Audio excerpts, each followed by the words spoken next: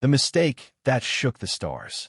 The execution was swift, brutal, and completely unnecessary. Ethan Carter, barely 14, had no idea why the Zaltor security forces dragged him into the public square. He was an ambassador's son, not a soldier, not a spy. He had only been exploring the capital's bustling markets when he was arrested. He begged to speak to his father, but the guards ignored him. His trial lasted less than 10 minutes. The verdict was death. A Zaltor official, his reptilian face cold and unmoved, read the sentence aloud to the gathered alien crowd. The human known as Ethan Carter has been found guilty of espionage against the Galactic Council. The penalty is execution, effective immediately. The boy's blue eyes filled with terror. "Please, I didn't." The plasma bolt struck his chest before he could finish his sentence. He crumpled to the ground, lifeless. His small body lay in the dirt as the crowd dispersed, as if nothing had happened. A message was sent to the human embassy. Justice has been served. On Earth, General Alexander Carter sat in silence as he read the message.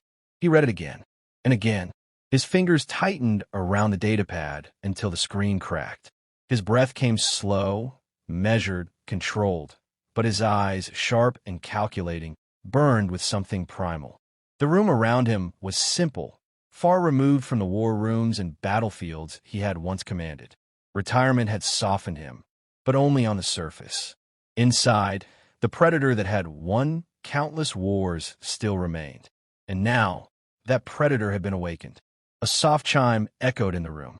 A holographic screen flickered to life, displaying the face of Ambassador Henry Dawson, an old friend and a high-ranking diplomat.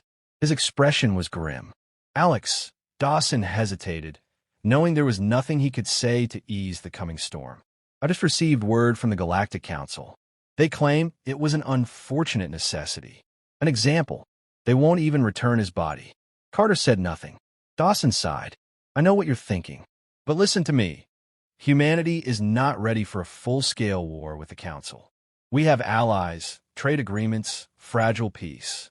Carter finally spoke. His voice was calm, but Dawson could hear the edge beneath it. "They made a mistake." Dawson's throat went dry. "Alex, they think this is politics." Carter stood, the light of the hologram casting shadows across his face. "They think humans will kneel." Dawson swallowed hard. "We have options. Sanctions. Diplomacy." Carter turned to face him. "No." Dawson saw it then, the look of a man who had already made his decision. Carter walked to the corner of his study and placed his palm against a hidden panel. A compartment slid open, revealing a set of polished dog tags and an old, well-worn combat knife. He took them both. Then, he sent a single message to the Galactic Council. "You should have killed me instead." Humanity's last warning. The Galactic Council viewed General Alexander Carter's message with mild amusement. The Zaltor governor who had ordered Ethan Carter's execution scoffed as he read it. "A grieving father's empty threat," he muttered, tossing the datapad aside. The other council members agreed. Humanity was a minor power, barely more than a fledgling species. They had integrated into the Galactic Council decades ago, but they had no true military strength. Their fleets were small, their armies untested. Carter had once been a respected name in war, but he was a relic of a past conflict, one the Council had long since dismissed. Still, for formality's sake, they issued a response. "Stand down, General Carter. If humanity seeks retribution, they will find only extinction." But Alexander Carter wasn't seeking retribution. He was seeking war. Deep in the Sol system, beneath the icy surface of Europa, a hidden military base roared to life. Carter strode through dimly lit corridors, flanked by a dozen of his most loyal officers. Men and women who had fought beside him in humanity's bloodiest wars. Warriors who had sworn an oath to defend Earth, not the Council. At the heart of the base, a massive war room hummed with activity. Tactical screens flickered with enemy positions, intercepted transmissions, and fleet movements. A grizzled officer, Colonel Jacob Rice, turned as Carter entered. "We're ready," Rice said without preamble. "Project Revenant is online." Carter nodded. Project Revenant had been Earth's greatest secret, a hidden fleet of Black Ops warships, constructed in defiance of the Council's strict military limitations. It had been deemed unnecessary, a contingency for a war that would never come. Until now, Carter approached the central display, showing a hollow map of the Galactic Council strongholds. His voice was steady, controlled. Target list: a younger officer, Lieutenant Sophia Vale, straightened. Primary council stations, key supply chains, high-value personnel. She hesitated. Sir, if we do this, there's no turning back. Carter's expression was unreadable. There was no turning back the moment they executed my son. Silence. Then one by one his officers nodded. Rice smirked. It's been a while since the galaxy feared humanity. Let's remind them why they should. Carter turned back to the display. His fingers traced the first target, Zaltor Prime. He spoke a single command: we begin. Across the galaxy, Council ships patrolled the outer colonies, their crews confident in their safety. Then, without warning, the first human warships emerged from the void, sleek, black-holed vessels that moved like ghosts through space. They struck fast, their weapons ripping through defenses before the enemy could even raise an alarm. By the time the Council realized what was happening, it was too late. Their supply lines were shattered, their outer defenses crumbling. Entire fleets burned before they could mount a response. The Council had made a fatal mistake. They had killed a human boy, and in doing so, they had awakened Earth's deadliest general. Wrath of the deadliest general. Panic spread like wildfire across the Galactic Council. Their fleets, once the unchallenged enforcers of the galaxy, were burning. Their supply chains had collapsed. Strategic outposts obliterated. Entire planets fell silent, their defenses shattered before they could even send distress signals.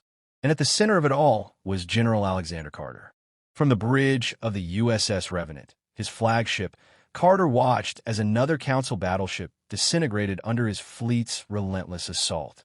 Reports flooded in from across the sector.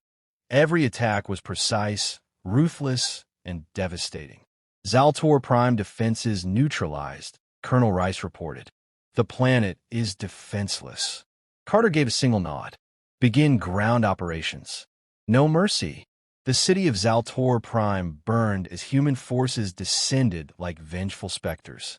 Carter led the assault personally. He did not fight like a general. He fought like a father. With his combat knife in one hand and a plasma rifle in the other, he carved through the Zaltor soldiers as if they were nothing. They had expected a strategist, a commander issuing orders from a safe distance. Instead, they found a monster. Carter moved with brutal efficiency, cutting down every alien in his path.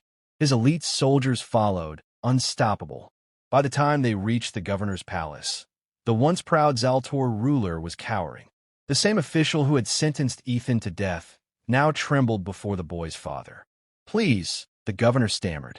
We didn't know who he was. Carter stared at him, his face unreadable. Then he raised his weapon.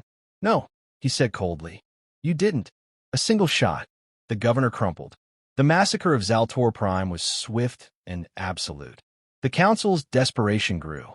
They convened an emergency session, their voices filled with fear. This human is a madman, one alien ambassador shouted. He's worse, another muttered. He's winning. With no other option, they called upon their strongest warriors, the Dravka elite, a race of enhanced warlords bred for battle. If brute force was needed, the Dravka would deliver it. They set their trap on Sargath 7, a fortified council stronghold.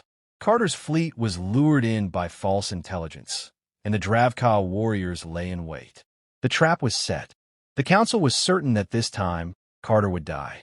Instead, Carter turned the trap against them. Before the ambush could be sprung, human forces struck first. The Dravka warriors found themselves outmaneuvered, outgunned, and outmatched.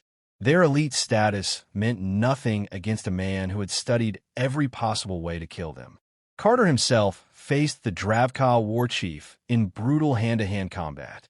The alien towered over him, confident in his superior strength. He lasted 12 seconds before Carter snapped his neck. By the end of the battle, Sargoth 7 was nothing but ash. And the message was clear. The Council had unleashed something they couldn't stop, the end or the beginning. The Galactic Council had no choice but to surrender. Their fleets were shattered, their armies annihilated.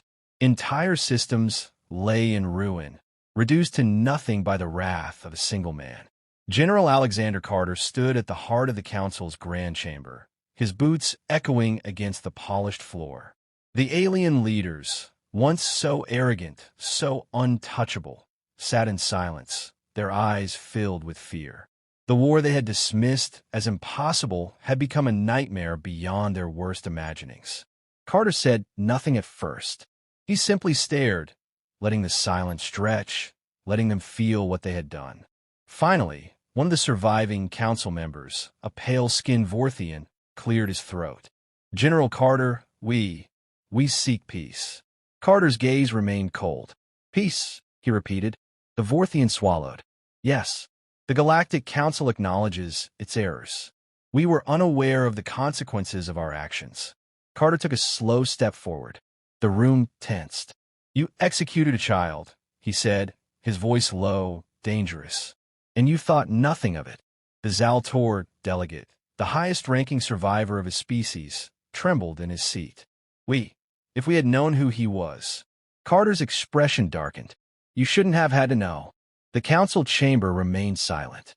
No one dared to speak. Carter exhaled, shaking his head. "This war could have been avoided. You thought humanity was weak. You thought we would kneel." He let the words settle before his next sentence. "Now, you kneel before me." The council members hesitated. Then, one by one, they fell to their knees. It wasn't just surrender. It was humiliation. And Carter made sure the galaxy watched. The terms of surrender were brutal. The council relinquished their strongest territories. Their fleets were dismantled. The Zaltor, the race responsible for Ethan's death, were forbidden from ever holding positions of power again. Humanity was no longer a minor species. It was the new dominant force in the galaxy. But for Carter, none of it mattered. No victory, no conquest could change the fact that his son was gone. As he stood aboard the USS Revenant, staring out at the stars, he felt no joy, only emptiness. Colonel Rice approached cautiously. "It's over." Carter didn't look at him. "No, it's never over." Rice hesitated, then nodded. "What now?" Carter finally turned, his expression unreadable. Now, they remember. Across the galaxy, entire civilizations spoke in whispers of the war, of the one man who brought the council to its knees. A new legend was born, not of a soldier or a hero, but of a father who had destroyed empires for his son. And though the war had ended, the lesson remained. Never cross humanity.